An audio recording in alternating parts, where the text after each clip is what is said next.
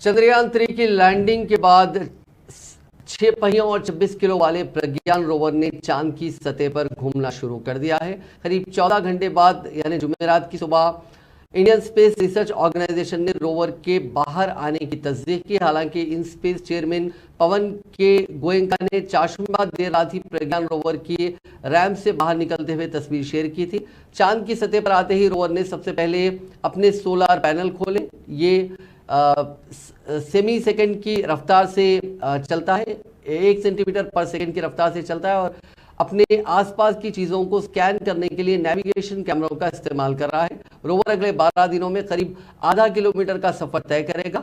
इसमें 2 पेलोड लगे हैं जो पानी और दीगर कीमती मिनरल्स की खोज में मदद करेंगे। अगले 12 दिनों के दौरान रोवर डेटा जमा करेगा और इसे लैंडर को भेजेगा। लैंडर इस डाटा को जमीन तक पहुंचाएगा। डेटा पहुंचाने में चंद्रयान 2 के ऑर्बिटर की भी मदद ली जाएगी।